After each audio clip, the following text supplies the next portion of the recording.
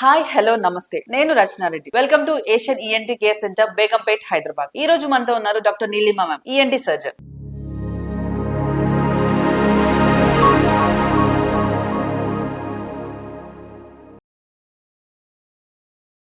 Ma'am, Bell's palsy are facial policy అంటే ఏంటి? ఇది వస్తే ఎలాంటి ఎఫెక్ట్స్ ఉంటాయి అండ్ దీన్ని ట్రీట్ చేయొచ్చా? సో బెల్స్ పాలసీ లేదా ఫేషియల్ పాలసీ అనేది మన ముఖ కండరాలు ఏవైతే ఉన్నాయో వాటికి సప్లై చేసే నర్వ్ ని ఫేషియల్ నర్వ్ అంటాం. అది చెవి ద్వారా బయటికి వచ్చి మనకి అక్కడ నుంచి ముఖానికి ఒక 5 బ్రాంచెస్ కింద డివైడ్ అయ్యి మన ఫేషియల్ మజిల్స్ అన్నిటికి కూడా సప్లై చేస్తుంది. కొన్ని కేసెస్ లో ఏమవుతుంది అని అంటే ఈ నర్వ్ అనేది ఏదైతే ఉందో అది కంప్రెస్ అవడం వల్ల కానీ, అక్కడ ఇన్ఫ్లమేషన్ లాంటిది జరగడం వల్ల కానీ, లేదా ఏదైనా దెబ్బ తగలడం, ఇన్ఫెక్షన్, ఇట్లా వేర్వేరు కారణాల వల్ల అక్కడ ఈ నర్వ్ అన్నది పాలసీకి గురవుతుంది. అంటే వీక్నెస్ అన్నది వస్తుంది అన్నమాట.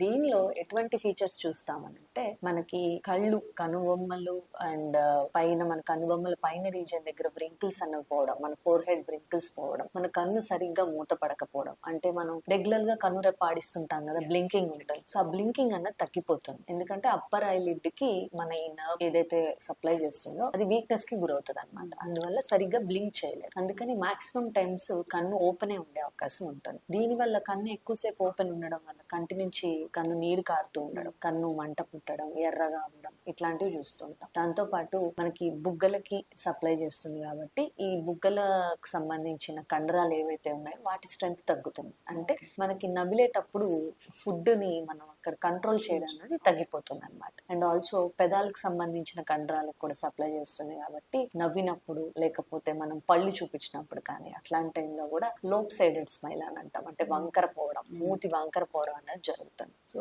దాంతో పాటు చెవులు లోపల హియరింగ్ సెన్సిటివిటీ అనేది పెరుగుతుంది. అంటే చిన్న శబ్దాలను కూడా టాలరేట్ చేయలేకపోవడం, కొంచెం చెవులో నొప్పిగా అనిపించడం, టేస్ట్ అనేది కొద్దిగా ఆల్టర్ అయినట్టు అనిపించడం, ఈ ఫీచర్స్ అన్ని బెల్స్ పాలసీలో మనం అబ్జర్వ్ చేస్తాం అనమాట.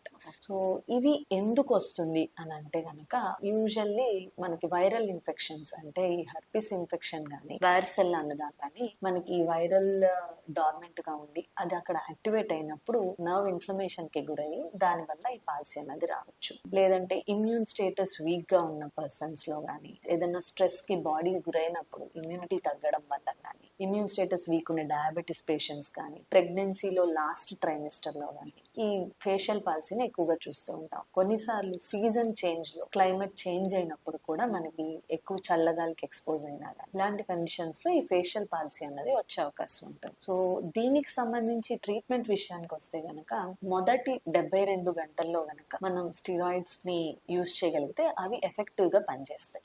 సో అందువల్ల ఏంటంటే ఆ నర్వ్ దగ్గర ఉండే ఇన్ఫ్లమేషన్ ని మనం తగ్గించడానికి కుదురుతుంది. సో ఇది కంప్లీట్లీ ట్రీటబుల్ అంటారా విత్ ఇన్ 72 hours? అంటే మామూలుగానే ఈ ఫేషియల్ పాలసీ అన్నది ఏంటంటే over a period of time తగ్గుతుంది. ఎఫెక్టివ్ గా మనం పాలసీని రివర్ట్ చేయాలి అని అంటే గనక విత్ ఇన్ 72 hours కనుక మనం స్టెరాయిడ్ స్టార్ట్ చేసినట్లయితే రికవరీ అన్నది ఇంకా బెటర్ ఛాన్సెస్ ఉంటాయి. And also most important thing facial policy treat చేయడంలో ఫిజియోథెరపీ. ఫిజియోథెరపీలో ఈ ముఖ కండరాలు ఏవైతే ఉన్నాయో నర్వ్ వీక్నెస్ వల్ల వాటి ఫంక్షన్ తగ్గుతుంది కదా, వి రీమాడ్యులేట్ ద ఫిజియోథెరపీ ఇప్పించడం వల్ల స్లోగా నర్వ్ ఫంక్షన్ మళ్ళీ రీగెయిన్ అయ్యే టైంకి మన మజిల్ ఫంక్షన్ కూడా ఇంప్రూవ్ అవుతుంది అనమాట. సో అంతవరకు రెగ్యులర్ గా ఫిజియోథెరపీ తీసుకోవడం అండ్ ఇనీషియల్ 72 hours లో స్టెరాయిడ్ స్టార్ట్ చేయడం, యాంటీవైరల్ మెడికేషన్ కూడా మనం స్టార్ట్ చేస్తాం. But it should be always given with the other medication. Sole గా ఓన్లీ యాంటీవైరల్ మెడికేషన్ తోటి అయితే పెద్దగా ప్రయోజనం ఉన్నట్టు స్టడీస్ లేవన్నమాట. So most important thing physiotherapy. Regular గా ఫిజియోథెరపీ చేయించుకుంటూ ఉంటే కొన్ని వారాల్లో మార్పు అన్నది వస్తుంది. మోస్ట్లీ 6 months కల్లా కూడా చాలా మట్టుకు రికవర్ అవుతారు. ఓన్లీ సమ్ కేసెస్ లో మాత్రమే రెమినెంట్ గా కొంచెం మూతి దగ్గర ఏదైతే ఉందో దానికి కంప్లీట్ రికవరీ రాకపోవడానికి కొంచెం అవకాశం ఉండొచ్చు. మాక్సిమం కేసెస్ లో కంప్లీట్ రికవరీ అన్నది పాసిబుల్ అవుతుంది.